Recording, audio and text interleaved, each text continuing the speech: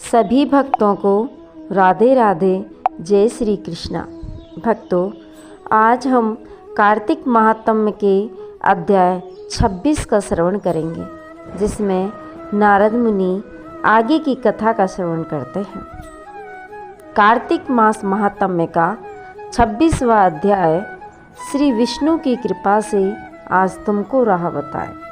नारद जी बोले, इस प्रकार विष्णु पार्षदों के वचन सुनकर धर्मदत्त ने कहा, प्राय सभी मनुष्य भक्तों को कष्ट दूर करने वाले श्री विष्णु की यज्ञ, दान, व्रत, तीर्थ सेवन तथा तपस्याओं के द्वारा विधि पूर्वक आराधना करते हैं। उन समस्त साधनों में कौन सा ऐसा साधन है जो भगवान विष्णु की प्रसन्नता को बढ़ाने वाला तथा उनके सामीप्य की प्राप्ति कराने वाला है। दोनों पार्षद अपने पूर्व जन्म की कथा कहने लगे। हे द्विज श्रेष्ठ, आपका प्रश्न बड़ा श्रेष्ठ है। आज हम आपको भगवान विष्णु को शीघ्र प्रसन्न करने का उपाय बताते हैं। हम इतिहास सहित प्राचीन वृतांत सुनाते हैं। सावधानी पूर्वक सुनो। ब्राह्मण पहले कांचीपुरी में चोल नामक एक चक्रवर्ती राजा हो गए थे। उन्हीं के नाम पर उनके अधीन रहने वाले सभी देश चोल नाम से विख्यात हुए। राजा चोल जब इस भूमंडल का शासन करते थे, उस समय उनके राज्य में कोई भी मनुष्य दरिद्र, दुखी, पाप में मन लगाने वाला अथवा रोगी नहीं था।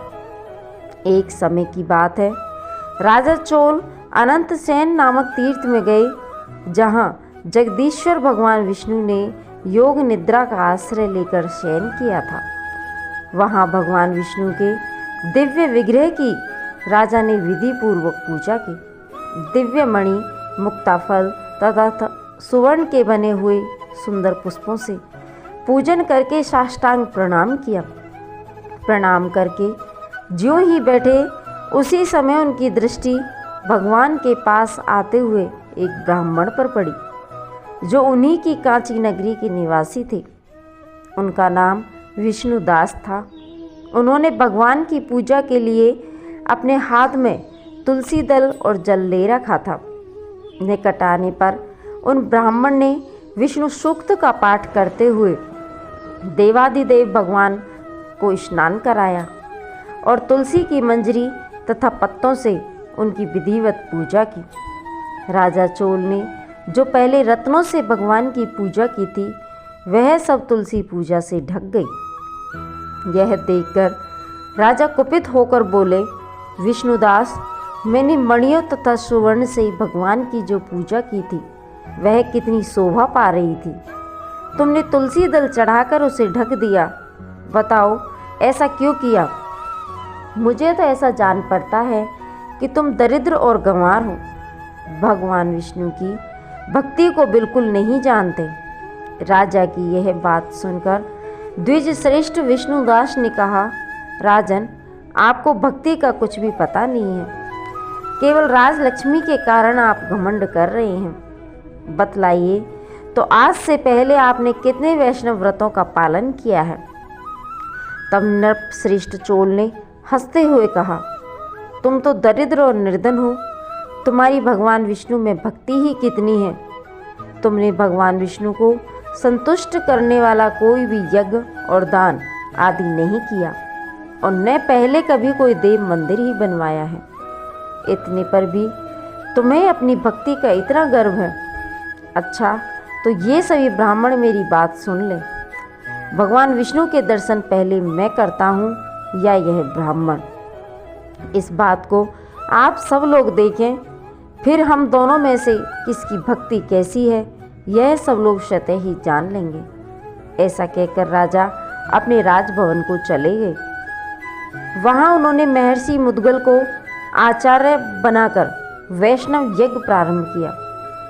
उधर सदैव भगवान विष्णु को प्रसन्न करने वाले शास्त्रोक्त नियमों में तत्पर विष्णुदास भी व्रत का पालन करते हुए वहीं भगवान विष्णु के मंदिर में टिक गए। उन्होंने माघ और कार्तिक के उत्तम व्रत का अनुष्ठान, तुलसी वन की रक्षा, एकादशी को 12 अक्षर मंत्र का जाप, नृत्य, गीत आदि मंगलमय आयोजनों के साथ प्रतिदिन षोडशोपचार से भगवान विष्णु की पूजा आदि नियमों का आचरण किया। वे प्रतिदिन चलते फिरते और सोते हर समय भगवान विष्णु का स्मरण किया करते थे। उनकी दृष्टि सर्वत्र सम हो गई थी। वे सब प्राणियों के भीतर एकमात्र भगवान विष्णु को ही स्थित देखते थे। इस प्रकार राजा चोल और विष्णुदास दोनों ही भगवान लक्ष्मीपति की आराधना में संलग्न थे।